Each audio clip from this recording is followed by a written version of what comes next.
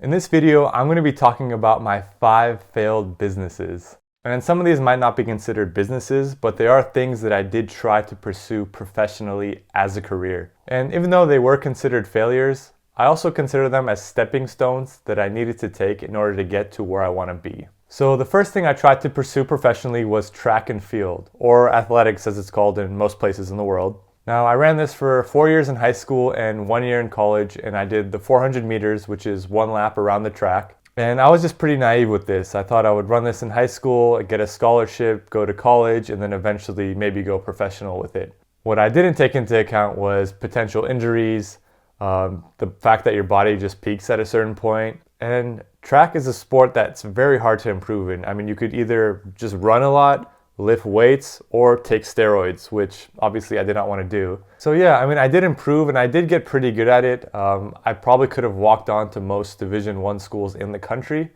but I kind of realized that it's not something that I could do professionally. I mean, you really have to be like the top 10 or 20 in the world. So eventually I kind of just lost my passion for it. I kind of got sick of it. And I think my second year of college, I ended up getting a job somewhere and I pretty much stopped training for it. And that was pretty much the end of that. The second thing that I tried to pursue was a career as a professional poker player. Now, early in the 2000s, they started showing poker on ESPN and it started to become mainstream. They showed amateur poker players basically becoming millionaires overnight. And a lot of people saw this, and that's kind of when the poker scene exploded. Online poker became a huge thing. They had big sites like PokerStars and Full Tilt Poker, which is actually what I played on, which eventually got shut down because they were running a Ponzi scheme, but it was fun while it lasted. I was buying all the professional poker books and reading them front to back, and I just got super into the statistics and math of poker. I was living in Orange County at the time, which is only like a 4-hour drive away from Vegas. So literally on Friday night, a bunch of my buddies, we get in a car, we drive to Vegas, we play on Saturday, clean up, come back Sunday, and then go to class on Monday. And I loved playing in Vegas because of the players there. They were mostly amateurs that were okay with losing their money. And we would just clean up and we would win, a few $100s, which in college, that's a lot of money. So it was going really well. The problem is a few $100s is not something that you could make a career out of. And if you wanted to start playing for thousands of dollars, the skill level grows exponentially. And at that point, every player that you're playing against is really good. It's really hard to win any money. And it's really at the point where it's almost becomes all luck based. And basically 1 month you could be winning like crazy, popping champagne and eating caviar, and then another month you could be close to being homeless. So I think eventually I was just like, a gambler's life isn't really something that I want to pursue long term.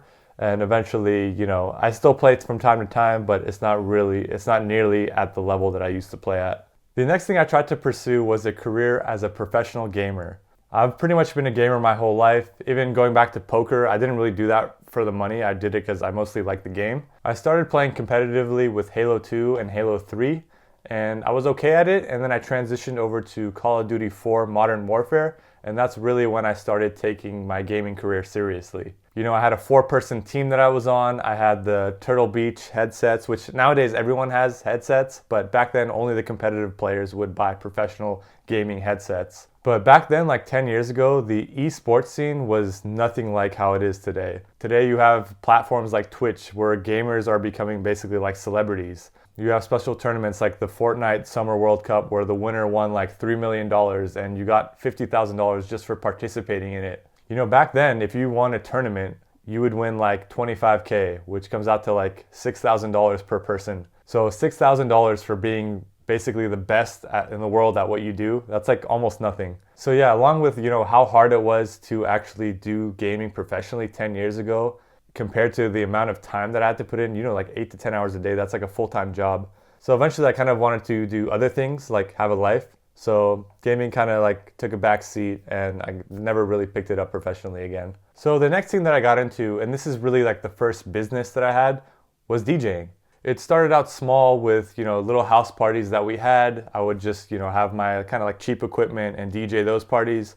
Eventually I ended up getting more professional equipment and I started doing bigger events. It got to the point where I was doing things like formals for fraternities and sororities, Sweet 16 parties, just like random gigs at bars. And then eventually got to bigger events. Like I was doing high school dances at big venues for several hundred people. So it was something that grew into a decent size. You know, I had like business cards, I had a website, I had mixes that I would put out. And it was just something that I had a real passion for. And to be honest, like I was getting paid to do these events, but I would have probably done most of them for free. Now, the only problem with this is it's very hard to make it as a DJ.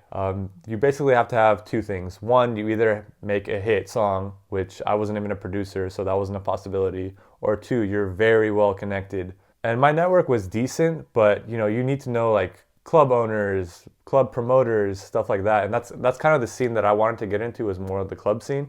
And I just didn't know the right people to get into that scene. And doing events like, you know, those high school dances that I was doing were great, but it was really like you do like 2 a year or 3 a year, and each of them I would get about $600 a gig. And yeah, I mean, for me, it just wasn't something that was sustainable, and it really wasn't easy to do these gigs. I had a full-time job, and I was also, you know, doing these gigs on the weekends, and you'd have to haul like hundreds of pounds of equipment to the events.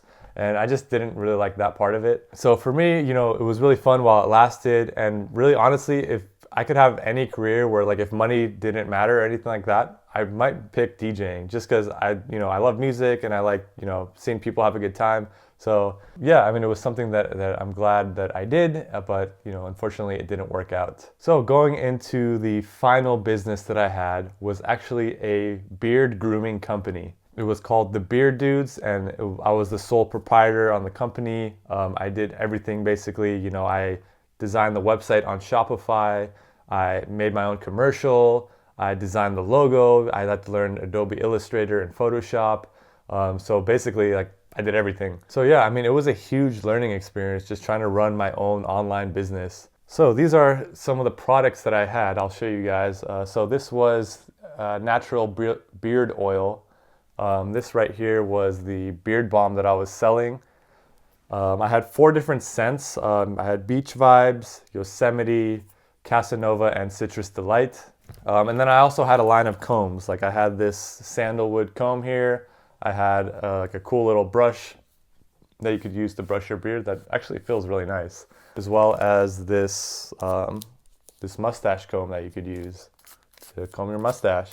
These 3 items I got all on Alibaba in bulk for a really good deal, and they're actually really good quality. And yeah, I mean, I was advertising via Facebook, via Instagram, and honestly, the sales just were not great. I think I just made like a few $100s in total sales, and I probably spent like $2,000 on the company. And it just got to a point where the maintenance of it, you know, I had to pay for like the Shopify site, I had to do all like the shipping and handling, and the cost and the time was just not worth what it was bringing in. But honestly, the knowledge that I gained from basically having like a concept in my mind to actually having a full product that I was selling was like a huge experience. You know, people go to school to get like an MBA and they spend $100K on it. I feel like I got a ton of like real world experience with just a couple $1,000s that I spent. So those are the 5 businesses / things that I pursued professionally. You know, like I said, they're all failures, but they're all things that I mean, I enjoy doing it. Like I enjoy gaming, I enjoy DJing.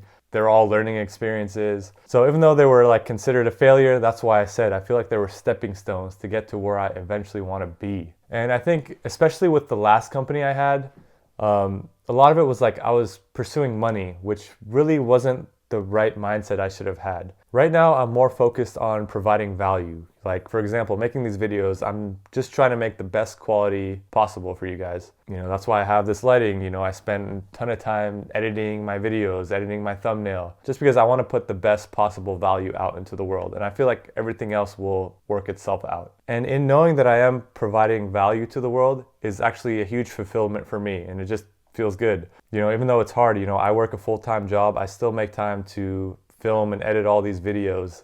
So what's your excuse? But anyways, yeah, those are my experiences that I wanted to share with you guys. I know it was not technical or anything like that, but I think that it's something that people will get a lot of value out of. But yeah, I mean, if you guys have any comments, let me know. You know, I had to go back and think a lot about this video of like my experiences and like kind of why I pursued some of these things.